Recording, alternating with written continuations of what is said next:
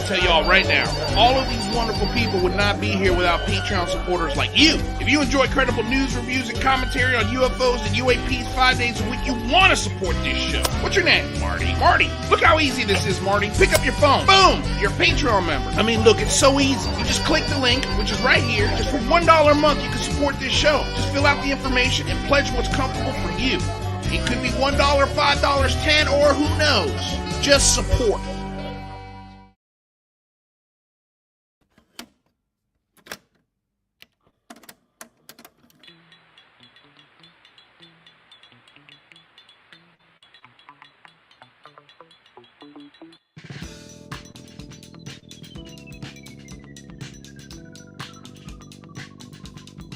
Hello, good morning, good evening, good day, good afternoon, and aloha, and an almost happy new year. Welcome back, wherever you are from around the world, to another episode of the Unidentified Celebrity Review, your home for credible news, reviews, and commentary on everything UAP and UFO. My name's Luis Jimenez. Welcome back. As you can see, if you haven't noticed by yet, no Jane, no Rather, no Michael, no ties, just relaxing, just enjoying the last 2 weeks of the old year, getting ready to welcome the new year. So, and we're doing that with our top 10 episodes of the year. Full disclaimer, before we start today's show officially, I want to tell you guys that we're only going to be going for an hour today. We're going to play the first, as much as we can, hour of this discussion, and it was the day that the UAPTF report came out. We went live and we had Jane, we had Rather, we had Alec Sears, we had Jamarl Thomas, and Kent Bye help us break down the report, and it was a lot of fun. It was the biggest live stream that we had during the entire year. So that's why it's number 3, and to the top 2. I think you guys are going to know what the top 2 are, but we'll see. Take some guesses. I'll maybe give you some clues. But before we do that, again, just going for an hour today. We're going to stop at 5 o'clock PST because I'm going to be going to the award show that that one time I was abducted by UFOs is conducting, and their show starts at 5. I'm making a little guest appearance over there at 5:10, around 5:15, something like that. So as soon as the show's over, go hop over there and join us there. It'll be a lot of fun. All right. Before we get started, I want to say thank you to the sponsor, or not the sponsor, but the folks who provide all of the tunes here, and that is DOS Tapes. Their Bandcamp link is in the description below. They've got a new album coming out soon, so check out their Bandcamp. All their music's free. Also want to say we have ways to support the show. As you saw at the top of the show, a commercial for Patreon. For as little as $1 a month, you can help support and produce this show. Nothing's hidden behind a paywall, so no matter how much, how little, how much, or how often you pay or how much you super chat, everybody gets the same show at the exact same time. So truly appreciate any financial help you can throw our way. If you can't, no worries. Just like, share, subscribe to the show. That's more than enough. All right. So with all of that out of the way, I'm going to skip everything else. We're going to get started with today's show because it's actually almost a 3-hour show. And if you want the link to the entire discussion, it's right in the description below. I don't know if you're listening to on podcast. I've never seen links in a podcast, but I'll try putting the link in the podcast and let me know if it works, you guys. If it's something that you can utilize in the description of the podcast, and if so, I'll start including the links in there as well, so you guys can check out people or conversations that we're doing on the show. Anyway, all right, let's get started. Let's turn down the tune, shall we? Let's turn down the DOS tapes. As much as I hate to do that because they absolutely slap. Let's check out this discussion. Again, this was the day the UAPTF report dropped. So this is a really fun discussion. So enjoy, and we'll see you in an hour. Peace.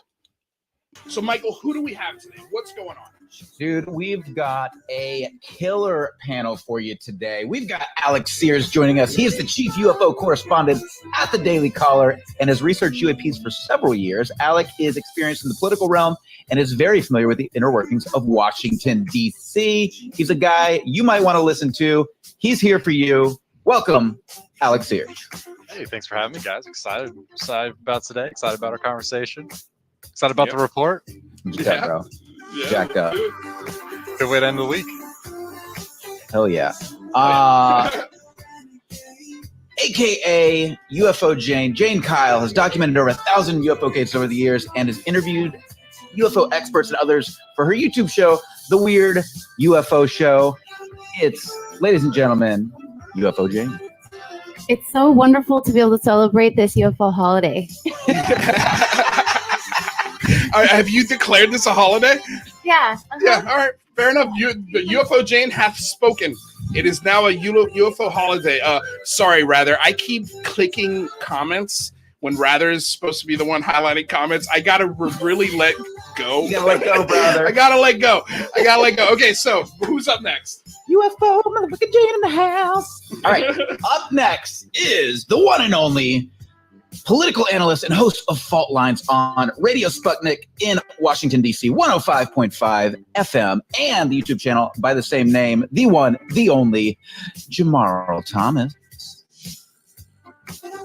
Yeah, you're muted, Jamarl. Thank you. I appreciate it. Yeah, man. Yeah, I agree with Jane. It's a holiday. I've been excited all day. It's been this kind of nervous energy. It's like, dude, release a report. It's like that thing in the back of your head.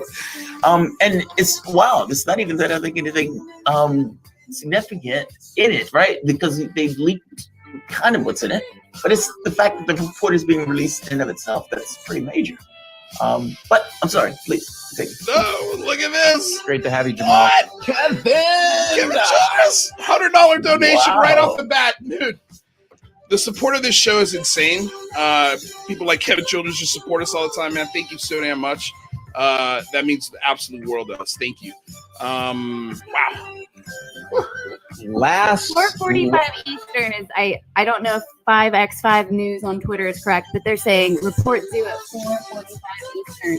4:45 Eastern. We're gonna get this report 4:07 now. Potentially. Yep. It's 4:07 now. 5x5 News. All right. All right.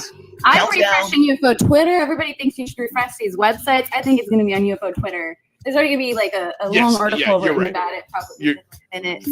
Shane is totally right on that. UFO Twitter is going to be your best source. All right. So last but not least, Michael. Last but not least, since 2014, this gentleman has conducted over 1,200 voices of VR podcast interviews featuring the pioneering artists, storytellers, and technologists driving the resurgence of virtual and augmented reality. He's a philosopher, oral historian, and experiential journalist, helping to define the patterns of immersive storytelling, experiential design, and the ultimate potential of XR. For more, visit kentbye.com. Welcome, Kent Bye. Thanks for having me. Yeah, that's sort of what I do for my day job. I've been sort of keeping track of this story on Twitter, and a pretty epic thread that goes back 41 months back to December 2017. And so I've been very curious about how, as this story's been emerging, how it's kind of gone from this sort of fringe and then into the mainstream. And so I've been kind of tracking that. So as an emerging technology journalist, I sort of been tracking how these emerging technologies diffuse out into the broader culture. And so there's a lot of parallels there in terms of the content of this issue kind of going out and kind of going viral and going mainstream. And I, like everybody else, have a separate page up, and I've been refreshing the Office of the Director of National Intelligence press release page, where apparently this press release is going to be dropping. And so I imagine if anybody notices it, they'll immediately halt whatever's happening, and then we'll dive right into that. Yeah, There's a rumor going around. I don't know if you've heard this rumor or not, that the New York Times got their hands on an unclassified version of this report. Have you heard this rumor? I have not. No, I have a Twitter list that I've curated, like 80 or 90 different folks from UFO Twitter that I often look to, and I'll do different Twitter searches to kind of see, what's filtering up. I was tracking it pretty rigorously, today, but I have not been tracking it since I've been on the air. I'm just kind of like refreshing this one page, but I'm also going to be kind of tracking other sources and seeing what the buzz is. But yeah, I think we're all excited to see what it says. Although at the same time, I don't think anybody's really expecting anything, mind blowing. Yeah. So yeah, I think there's been stuff that's been coming out, like Tim McMillan's article, I'm sure we'll talk about, in terms of actually kind of doing things to push the story forward. But other than that, I think we're all kind of waiting for, whatever new information that's going to be coming out with this report. So real quick, let's just go ahead and sort of lay out, I guess, the loose plan for today.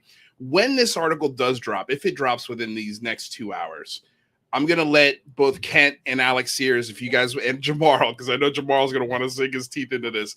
You guys can slip out of the conversation if you like when it drops. Obviously, read it and then come back and let's talk about it, because I love that we've got two journalists here. And kind of, I mean, Kent, would you describe yourself as a journalist? I'm an experiential journalist, but I'm not. I have done one published interview on UAP. I did an interview. I went to the Scientific Coalition of UAP Studies, and then from that, there was a professor named Matthew. I think his last name's pronounced something like Sidakis, but he was a theoretical physicist. I published one interview with him that's I think got over like 70,000 views now. But other than that, I've recorded some podcast interviews at some UFO conferences, but they're not published.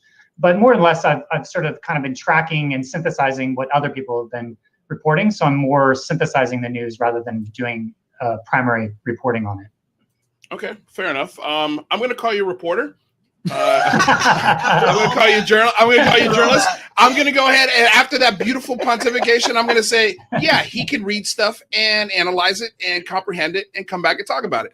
And by the way, Ken, I never asked if you wanted to stay the whole 2 hours. If you want to stay the whole 2 hours, yeah. By all means, please, because I think it's going to be a great discussion. Alec, I'm assuming you're good with that plan too, because I know Alec has been driven crazy by the fact that this hasn't dropped yet.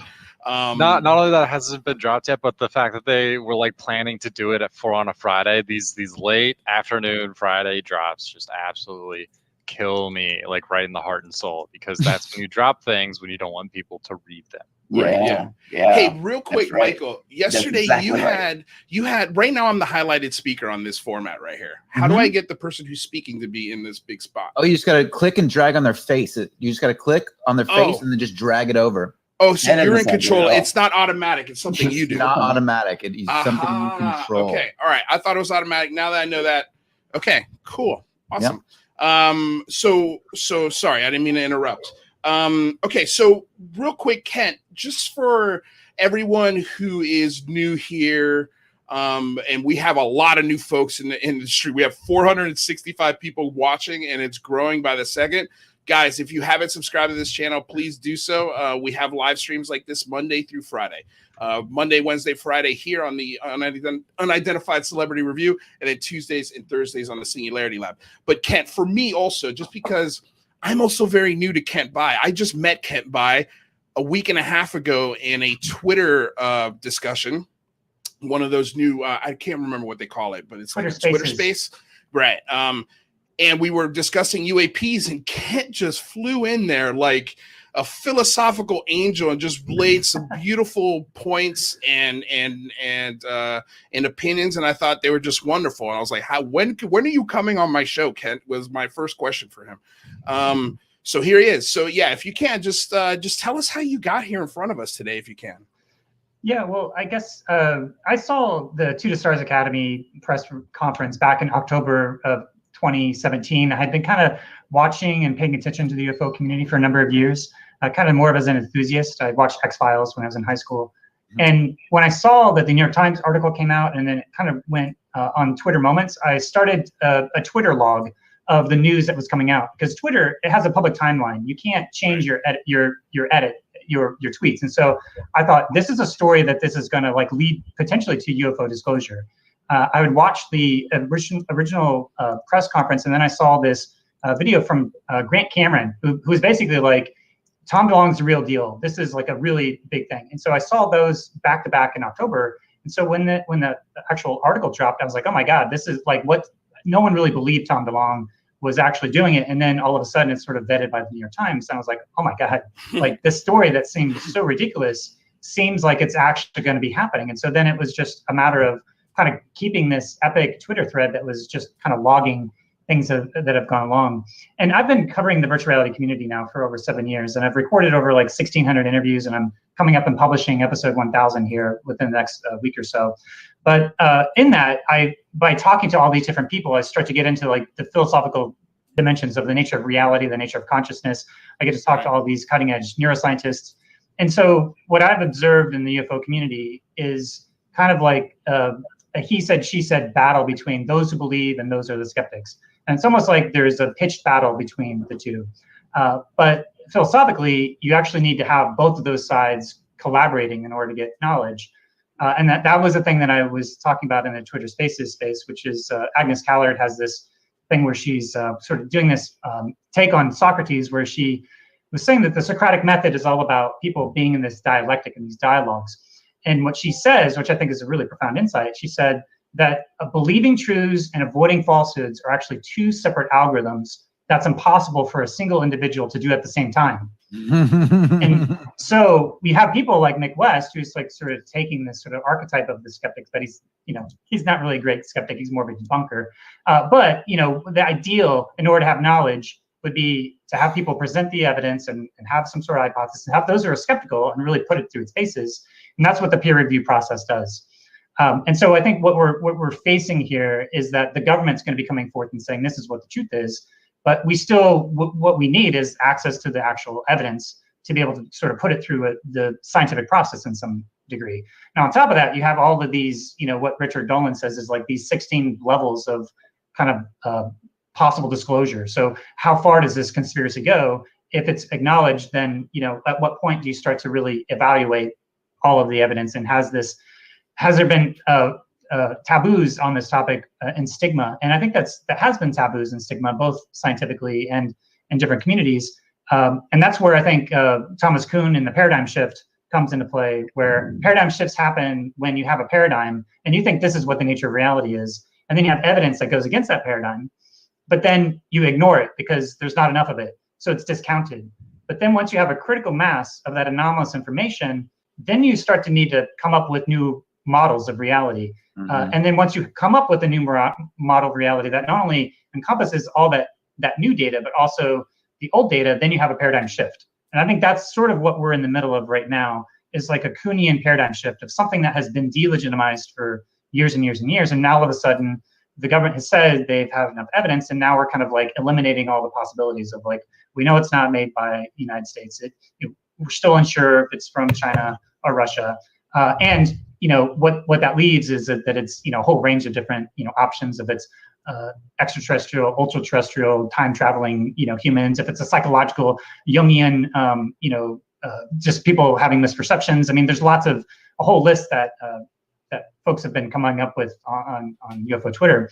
But I think we're kind of in this phase where we could be on the brink of a paradigm shift, and I think that's why everybody's really excited about this report, because it's like, is it going to continue to sort of lead some level of empirical evidence that is going to allow us to have that shift? And as I've been doing the Twitter thread, there's a little bit of like trying to track, okay, does this news story, what is the evidence? Is it radar information? Is it just somebody having an eyewitness testimony? Is it a US official? And so there's different ways in which the media sort of marks what is newsworthy and what's not newsworthy. Because if this turns out that this has been a big story, then there has to be a reevaluation for why has this been ignored for so long? And could you go back in time and start to reevaluate stuff that has been ignored, and then sort of do a story on it and see what the standards of evidence are here? So that's, I guess, kind of like my take on this. And as I've been, tracking this as a story, I've just been trying to sort of put that into my Twitter thread. And like I said, I went to the Scientific Coalition of UAP Studies with all these scientists, and then from there did a conversation with Matthew to start to talk about some of the more theoretical physics aspects that Hal Puthoff has put off, but no real journalist has really dug into the Alcubierre drives and all the sort of more exotic theories of faster light travel and everything else that could be a mechanism that talks about that. So that's sort of the other thing that I started to dive into as well. It's interesting. Wait. Yeah, go ahead, Do you see why I wanted this man on the show? Like, that was beautiful. And real quick, I wanted to say real quickly, I put Kent's epic Twitter thread link in the comment section, so go check it out. Also, I sent a link to a tweet from Kelly Meyer, who 8 minutes ago said, now I am told right now I am told the UAP report is being released. And Mark Rubio made a statement. Do you guys want to hear it? Yes, please. Yeah. Yes. For years, the men and women we trust to defend our country reported encounters with unidentified aircraft that had superior capabilities, and for years their concerns were often ignored and ridiculed. This report is an important first step in cataloging these incidents. but it is just a first step. The Defense Department and intelligence community have a lot of work to do before we can actually understand whether these aerial threats present a serious national security problem. Whoa! That's a hell of a statement from a U.S. senator, no? Yeah, no, that's a good one. That's a good one. Green light to talk because of this report. Everybody now has the green light to talk about this seriously, and that's I think why I've had like kind of butterflies all day, because it doesn't matter. It doesn't matter what's in the report, because it's such a historic day that this is even happening in the first place. that I've got goosebumps hearing that. Let's read it one more time, because just to let people let it sink in. That is a really heavy statement by a U.S. senator that basically has said our pilots and our service men and women have been ridiculed and ignored for years on this topic. Can we read that one more time? Pulling that back up, brother. Yeah, that's a real strong indictment too. When it comes to crafting statements like this, for senators, so you're very careful, very intentional about the words you use. That's like, that's the equivalent of a law school like smack in the face. You know, when it comes to lawyer talk, that's what these statements are.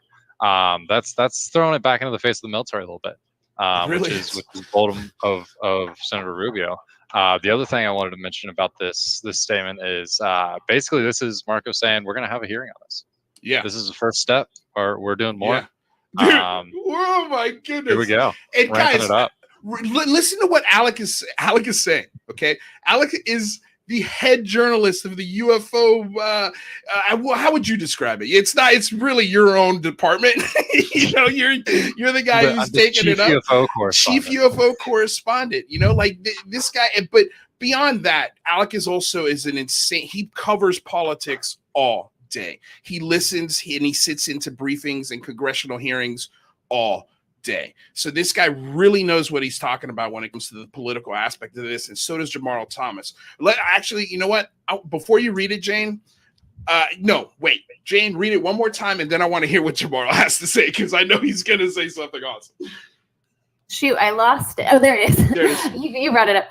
So for years, the men and women we trust to defend our country reported encounters with unidentified aircraft that had superior capabilities. And for years, their concerns were often ignored and ridiculed.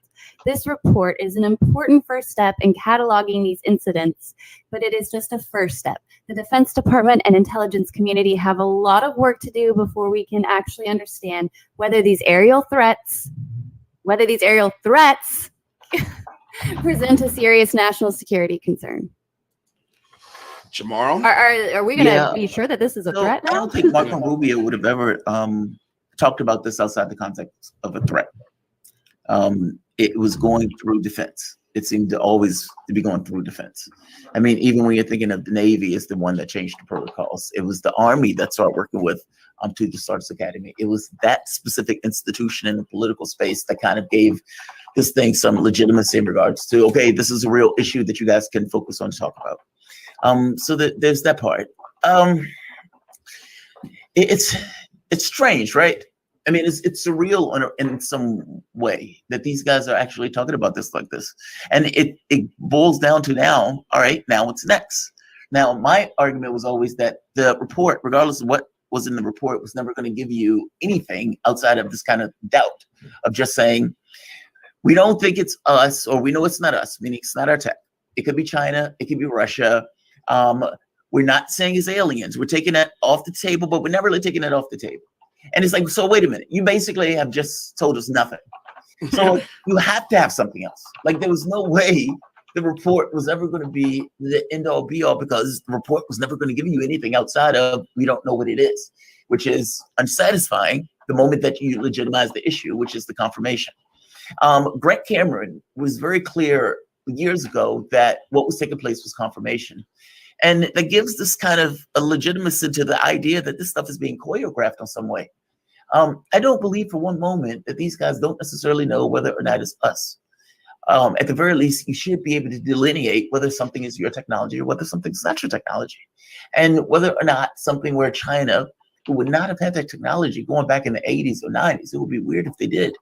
And from the standpoint of the Soviet Union, who also had the same issues with UFOs, apparently, because again, Yeltsin was giving up the info and giving up the data.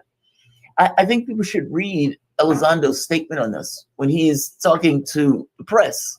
And he's saying, basically, this is not the Russians and the Chinese. He's very clear about that. Now, people could say Elizondo is lying. That would be a weird thing for Elizondo to be doing in this particular situation. And you have a lot of people who are staking their reputations, political and otherwise, on this. And so the idea for the report can never backstop Ratcliffe. It can never backstop Elizondo. I mean, you can't back away from the people who are basically instrumental on some level in influencing the perspective of the people who are doing this stuff, this job. By the same token, no, they were never going to give you aliens. By the same token, they can't take it off the table, which means there's further investigation. It's very strange in this slow walk into bringing the public into awareness. And that's what it seems to be taking place. I would say this. I love Grant Cameron, love the guy. And I've spoken to Grant Cameron in multiple interviews, maybe 4 or 5 interviews. I would not like to mystify this issue. And the consciousness aspect may be part of it, yes. And I may even agree with Bigelow that, yes. But from the standpoint of the way the public is engaging this, right now, the public is like, what's out there? And there's a there. And it seems, it's the very least in regards to the way we're talking about this stuff, that they're objects, not interdimensional fish. And I get that there are like philosophical consequences and these kind of larger issues. And I grapple with that stuff. But I got to be honest, I'm more directly concerned with the reality of it, if that makes sense. Meaning, right now, the only information source we have is government. And government is not a political or is not an information source that needs to be wed to the truth.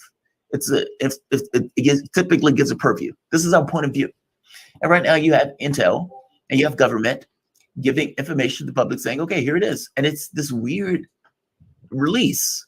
I mean, the Pentagon could have killed the story the moment that the videos were released by saying those things are fakes. They didn't do that. They let that story go. They put a knife in Elizondo, despite the fact that, like, it's just very strange in the way that they've been engaging this.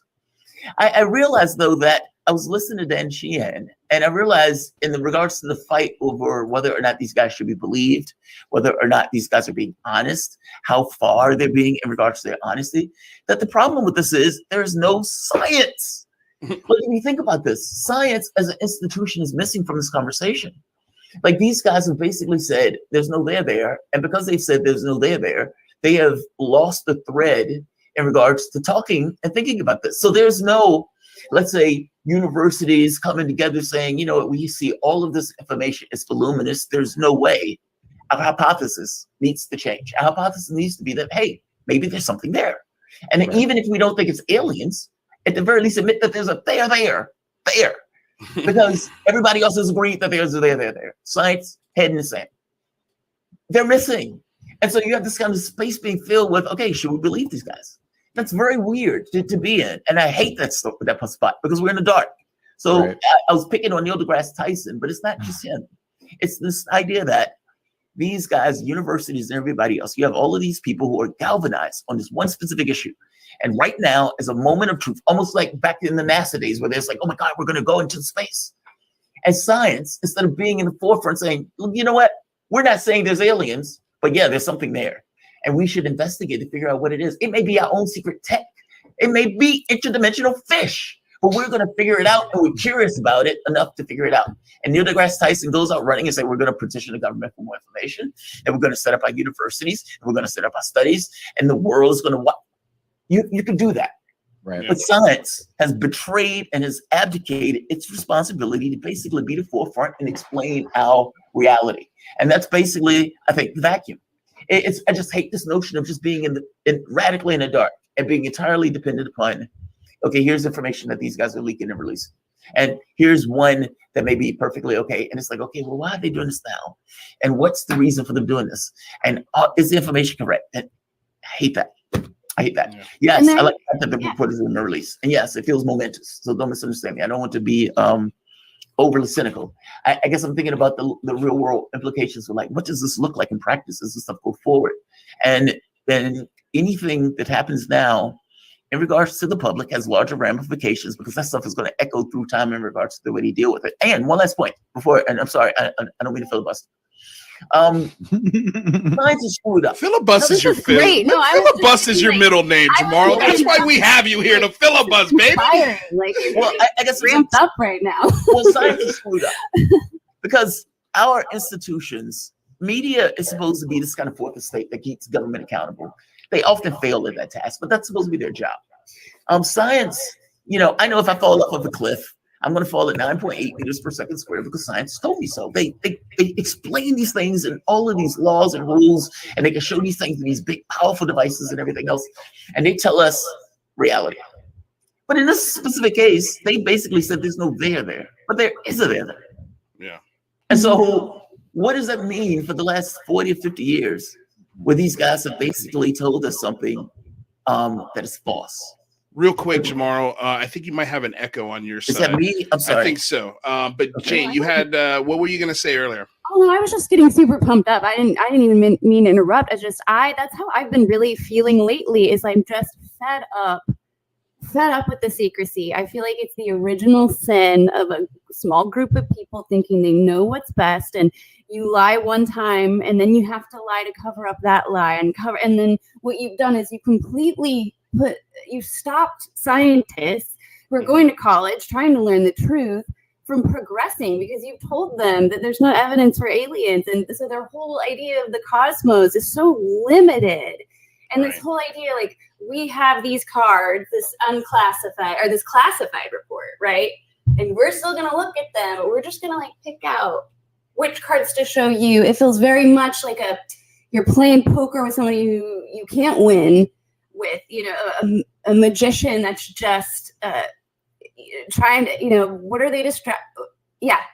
But yeah, you got me pumped up. Go ahead, Michael. Well, I just wanted to say quickly, because I thought Jamarl brought up a great point and so did UFO Jane. And I think this idea that we have scientists who still scoff at this and who are unwilling to even stop smiling and laughing long enough to look at it seriously, that's a huge problem. Today on NPR, somebody from the SETI program was laughing about the 180-day UFO report. This is the problem with mainstream academia right now as it stands. And when we had Avi Loeb on the Singularity Lab on Tuesday, he said he is willing to look at this topic. He is willing to lead studies. And so the only thing that's going to legitimize this, and I hate to say it, is this report. Because this report coming out of the government, if it says what we think it's going to say, is going to say, look, we don't know what it is. We still need to gather more data. If we can land there,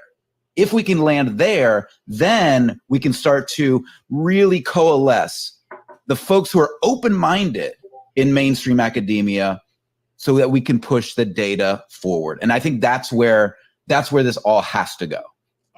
Real quick, if you could do me a favor, just go ahead and just send everyone in the chat, because we got almost 1,000 people in this room right now, which is insane. So thank you all for being here. If you haven't subscribed yet, please subscribe, like the channel, share, because the more people in here, the better. It's an all-inclusive community. So welcome to the Unidentified. You guys are disclosure. Yeah, you guys are disclosure. That's a great statement, Jane. I love it. But yeah, if you can just share Marco Rubio's statement with everyone in the chat.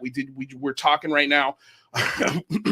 We read it live twice, Marco Rubio's statements, essentially saying that, our pilots and our military personnel have been ignored and ridiculed on this topic for years, and that this report hopefully is the turning of the tide.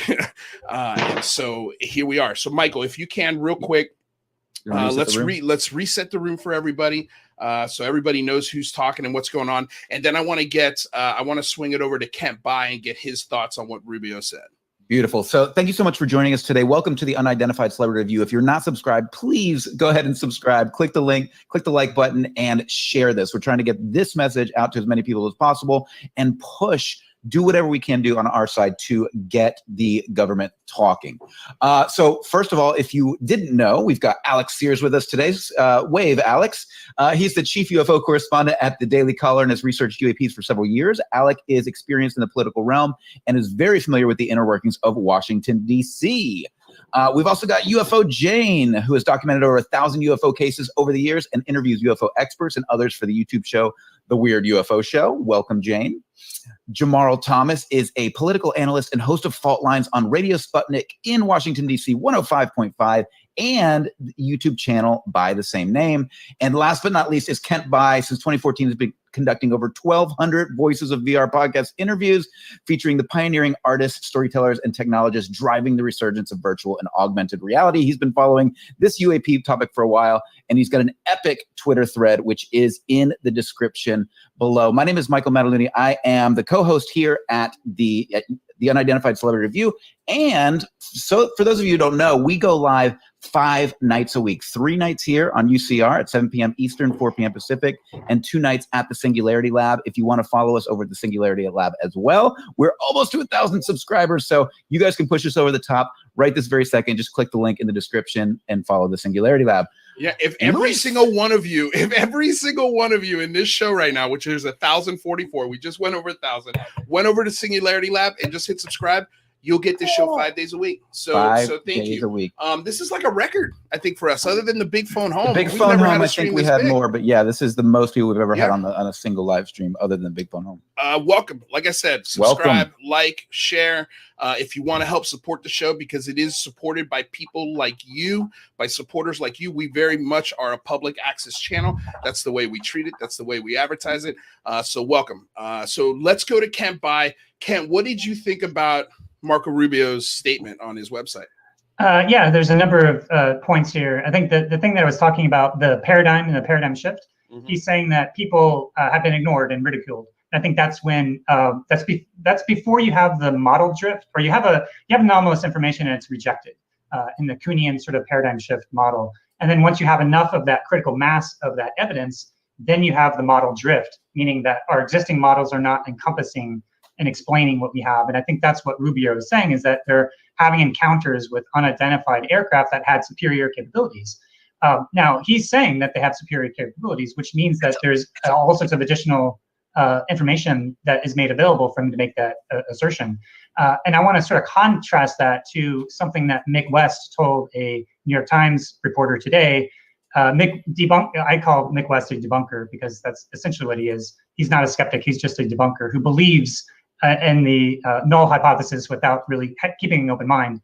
But anyway, Mick West says that there's mundane explanations that exist for all these UAP videos, which I think is categorically false. I think the problem with people like Mick West is that he has a lack of epistemic humility, meaning he is declaring that he knows that there's these explanations, that it's reached a certain level, when in reality, he's not a scientist, he's not a subject matter expert, and these explanations he's calling are actually unverified hypotheses that are coming from a single source reporting. He's only looking at these videos. He doesn't have all this other associated data. And so someone like Mick West, I think, has unfairly been sort of lifted up in the media as this sort of expert, as somebody who is authoritatively debunking all these things, when he's really not. He's just sort of putting out as much of a conspiracy theory of anybody else, that he's saying that this is what he thinks it is. So just because he's confident in his explanations doesn't mean he's actually putting forth knowledge. It's good to have skepticism, but I think, sometimes you have these situations where people just automatically kind of make a decision as to, like, this is not real, and then they do everything they can to sort of wrap up a narrative around that, whether it's like, this is all coming from the media, this is all coming from, these infighting between these different military organizations. You listen to these skeptics and they sort of have to, grasp for straws in order to really describe some of this stuff. So when someone like Marco Rubio is saying that, essentially these are encounters with unidentified aircraft that had superior capabilities, he's saying that they have additional information that hasn't yet been made available. I think one of the fair criticisms that you hear from the skeptical community is that none of this data are available for independent verification. So until there's an ability for the wider scientific community to maybe have access to this information that's protected by, the classified sources and methods, that the capabilities of these radar have, there's a whole bunch of data that is privileged information that we don't have access to. And there's people like Eric Weinstein, who is probably would self-identify as a skeptic, and he's got tipped off by a number of people within his community, and he's also in touch with the theoretical physics community. And there is a lack of communication when it comes to some of the people that are leaning in a lot of these theoretical physics communities. So there's this disconnect. And this is what Hal Puthoff has talked about, how there's this like stovepiping of like any information that is there, it's sort of in these special access programs that are unacknowledged, they're waived, they're top secret, special compartmentalized information. And there's ways in which that they kind of split it up, and there's not everybody that does have the information available all talking to each other. So the secrecy, I think, runs deep. And Bill Sweetwater wrote an article in Jane's Defense Weekly that sort of unpacks the sort of secrecy structure that talks about these unacknowledged special access programs. And when you listen to people like Hal Puthoff and Eric Davis, they talk about how that a lot of this data that are available, even when they have access to it, it's still kind of stovepiped, and it doesn't have like this open collaboration for all this. And so I think what Rubio is saying is that, there's at least enough information that's being shown here. We don't have access to it yet, so we still don't know. Well, actually, maybe we do. We just got the report. It just dropped. Nice. It's 9 pages long. I've got Jamarl Thomas is reading it. I'm sure Alec is reading it. Rather's reading it. Real quick before we get to it, we've got a $500 Norwegian krone, or 500 count Norwegian krone. I think it's like a $60 donation. So thank you so damn much, Axel Christopher Solvang. Thank you. Today's a small step for UFO Twitter, but a huge step for humanity. Today marks the start of the process of transforming mankind. Big statement, but a true and realistic hope. Thank you. No, I'm with you. I'm right there with you. I'm sure a lot of folks in the chat share your sentiment as well. And then I think there was also another, yes, a $5 donation here, or $5 euro donation. I sent Michael and Luis the link for the report. Thank you so much. We got it. And actually Rather's got it pulled up. So we've got almost 9. I think that the last page is a table of contents. It doesn't really count. Rather, let's get Rather in here. I can see his face. So Rather, what's your early take on this report right now? So it's an interesting report. So, the initial reports were talking about there's going to be 120 incidences. It looks like they studied 120. They kind of bucketed them into 5 different categories. Those categories are, let me see if I can find it right here. Unidentified, well, it says, I'll say that in a little bit, but there's 21 things that were categorized as in the other category, which were these actual kind of like Nimitz type things for unexplained events. Most of these happened in the last 2 years, the report said, when we had, better reporting and better data collection mechanisms. Mm-hmm. So that's kind of where a lot of these folks, we don't get any information about the specific incidents, which is kind of disappointing. Like the whole videos and stuff that Jeremy Corbell released, it's unclear if those were actually bucketed into this other category, or if they were maybe were in one of these other categories. Okay, Alec Sears, any early thoughts on what's going on here? I have one early thought on page 5 of the report. I think I'm on like 7 or so reading through it. Haven't gotten all the way through, but one thing jumped out at me. Can you blow that up, brother? Big. So page 9, subheading is a handful of UAP appear to demonstrate advanced technology, and they reference 18 specific incidents where observers report unusual UAP movement patterns or flight characteristics. And the paragraph under that, when they're describing, they move against the wind, they maneuver abruptly or move at considerable speed, this sentence really jumped out at me. In a small number of cases, military aircraft systems processed radio frequency energy associated with UAP sightings. Interesting. Radio frequency energy. Not necessarily radio frequency itself, but radio frequency energy, which would be parallel or similar to radio frequency. But the fact that at least 18 incidents specifically of things that we can't explain. Right. Out of the 120, they said, or 200? Yes. It sounded like it was a subset of the 18 that displayed this RF signature, from my reading. It does say in a small number of cases. I don't necessarily know what that might mean. But I did think I believe that would be some new information, and then that kind of jumped out at me as maybe a way to like a tag, like something has like a friend or foe tag that you could even read in, more exciting possibility into that sentence, and maybe that's what they're using as propulsion. That would kind of fall in line with the whole Alcubierre drive type theories. An RF signature, you think? Well, I mean, RF signature is, electromagnetic waves, right? So if it's generating its own, RF, electromagnetic waves, it's, manipulating the, something. There's not enough information, obviously, for us to, tell one way or the other, but I think that is a very interesting line as well. Well, could it also just be that, and I don't want to piss on this parade, but could it also just be that that's how that's communicating with whatever it's sending a signal back to? Exactly. Yeah, that would be the most prosaic. That'd probably be mixed West answer, is that it's just a remote control. But if it was something as simple as that, you would think that they'd be able to tell us that, maybe. Well, someone was asking in the chat real quick, is there any new video or pictures? And the answer to that is no. No, that's obviously in the classified. They must have classified every single specific case. There's no specific cases. They say there were 11 incidents where there were near misses with UAP and pilots, but we don't have any details about any of them. I think this is really interesting. So, although this is a quote from it, there was a wide variability in the reports, and the data set is currently too limited to blah, blah, blah, blah, blah, blah, blah. But this is to the patterns of UAPs. There was some clustering of UAP observations regarding shape, size, and particularly propulsion.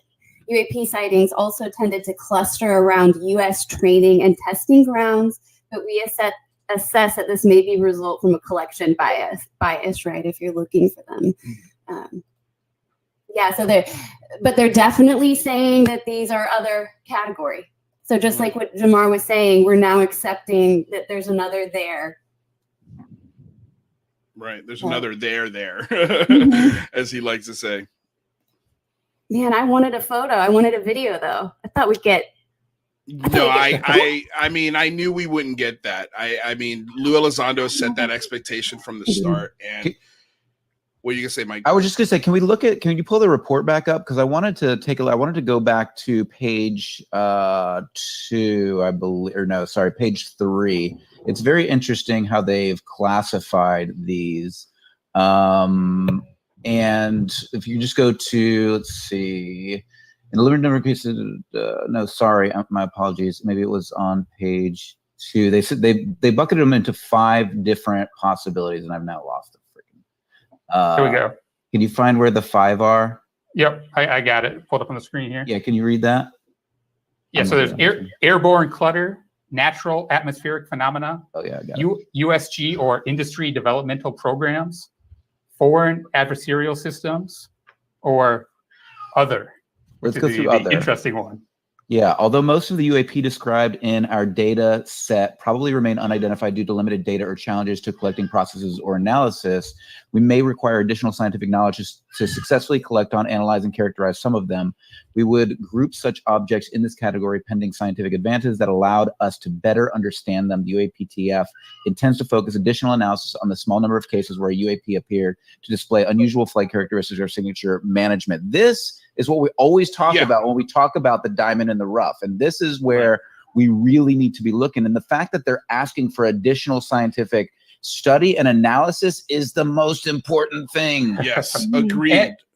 And so I think, some of the congressmen who read this report kind of came off and threw some water on it. And I think maybe part of that would be they have this line in it early on addressing that other category, saying that these observations could be the result of sensor error, spoofing, or observer misinterpretation and require additional rigorous analysis, which I'm sure is true, but and that might be why congressmen are kind of saying, this isn't definitely not confirming that these are aliens, but we need more data, as we like to say.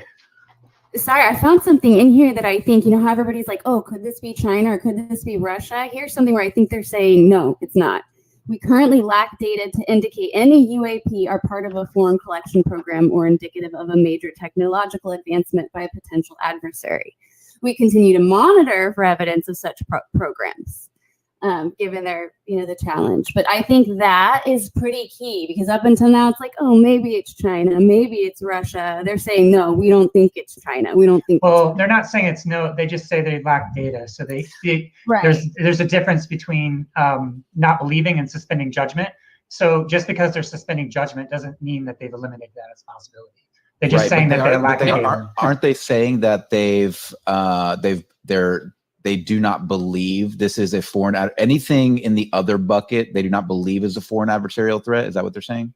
I think they're saying that it's not in. They don't. Their best guess is it's not China. Like, they don't have any evidence to conclude that right now. So yes, you're right. It could be China or Russia, but I think they probably spent a lot of time writing that sentence.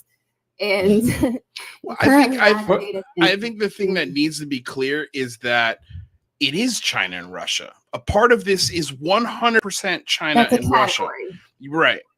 And so that for sure is part of this discussion, but we're talking about the diamonds in the rough, right? Like, that's specifically what we're talking about. And those, from what they can tell, and at least what I'm gathering here, is that those are not China, Russia, Antarctica, Italy, or any other foreign power. That's what the report says, yes. Yeah, and to quote Donald Rumsfeld, there's those known unknowns and the unknown unknowns. This is a true unknown unknown, it sounds like.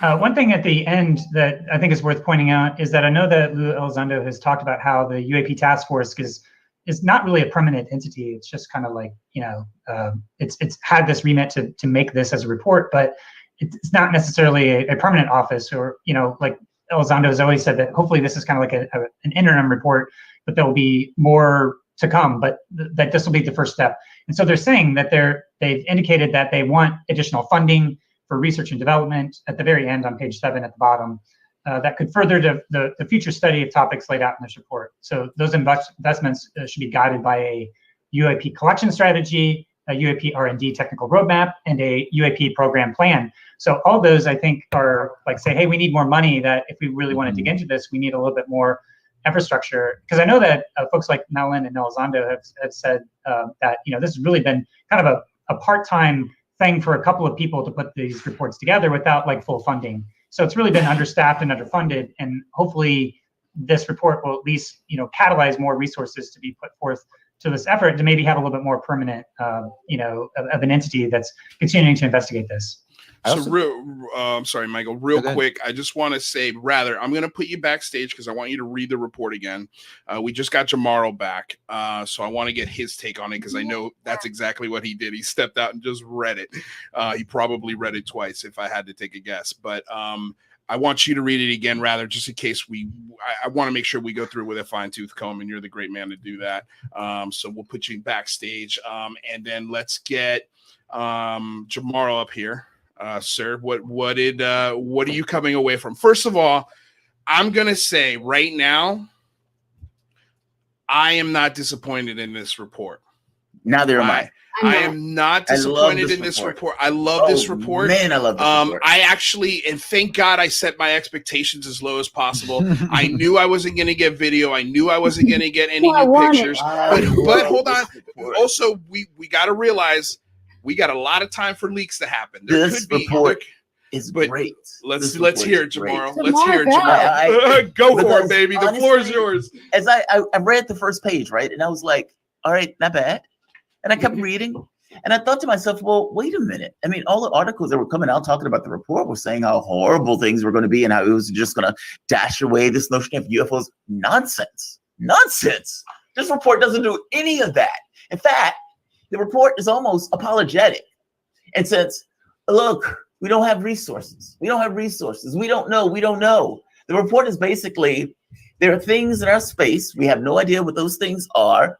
And in fact, I was even writing down quotes for these. Listen to some of these quotes. Most of the UAPs reported probably do represent physical objects, given that the majority of UAPs were registered across multiple sensors to include radar, infrared, electro-optical data, weapons, seekers, and visual observation. All right. We're not talking about interdimensional fish. These are real things. All right. So we've, at the very least, solidified we're talking about real items. The UAP clearly poses a safety of flight issue and may pose a challenge to U.S. national security. Safety concerns primarily center on aviation's contending with an increasingly cluster air domain. UAPs will also represent a national security challenge if they are foreign adversary collection platforms or provide evidence of potential adversary has developed either a breakthrough or disruptive technology. So they are at the very, meaning if there was nothing there that they consider to be advanced, that line is not there. It's not there. And if all of that data and everything that they're talking about, again, was not picking up things that was real, that was not picking up things that was in flight path, and in some cases, you gotta absolutely get rid of a lot of these cases. Love Jamarl Thomas. And go back and check out our archives if you guys, and I've seen a couple of you guys really like Jamarl Thomas. I would highly recommend going back, checking out our archive. Just search Jamarl Thomas. We've got at least 4 to 6 interviews with him in the archive where he comes in. The big phone home, he was in both of them. This interview. Yeah, anytime something big happens, I always love to bring Jamarl on. So again, if you want to watch the rest of this interview, simply all you have to do is go down to the description below. And it's right there. The link for the video is right in the description. I'll put on some music for you guys. All right, I got to get out of here. But I wanted to thank everybody in the chat: Stephen Devine, John Lindy, old friend from high school. Man, it's so cool that you're here. The Sparky Lady, Awaiting Aliens, Now That I Become Death, Swint McLeod. Yes, even you, Simon Fly. I love you to death, man. Thanks so much for being here. I love all the questions that you guys ask and all of, I don't want to say doubt, but you ask good and hard questions, and I promise in this year to come we're gonna start asking some of those questions in the most respectful way that we can, and try and have fun and still keep the spirit of the show, but also at the same time see if we can get some good questions in there. Jay Fleegler, thank you so much, my lady. In honor of the UFO holiday, June 25th and December 16th, maybe the day the Times introduced Lou Elizondo. I would agree. I would definitely put that date. I believe that was December 17th or 18th. I can't remember.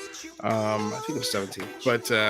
But yeah, that would be fun. 3 UFO holidays. I think that might be too many, possibly. But thank you all so much for joining the chat. Again, if you want to join us, I'm going to be hopping over to that one time I was abducted by UFO, by aliens. The show. I don't know what the hell I'm saying. I don't know what I'm saying. I'm going to put their link to their show right now for the Golden Probe Awards. It's going to be really fun with Jamie and Bree. It's these girls love to have a good time, and I think they're funny. And they're doing an end of the year award show. So come hang out. I'll be there for a little bit. And yeah, hold on a second. Just getting the link here for you guys. Boom. That's where I'll be here in a couple minutes if you guys want to join us there. Thanks for coming aboard, getting weird with us here on another episode of the Unidentified Celebrity Review. Your home for credible news, reviews, and commentary on everything UAP and UFO. My name is Luis Jimenez. Until next time, have a wonderful night. We'll see you tomorrow. Peace.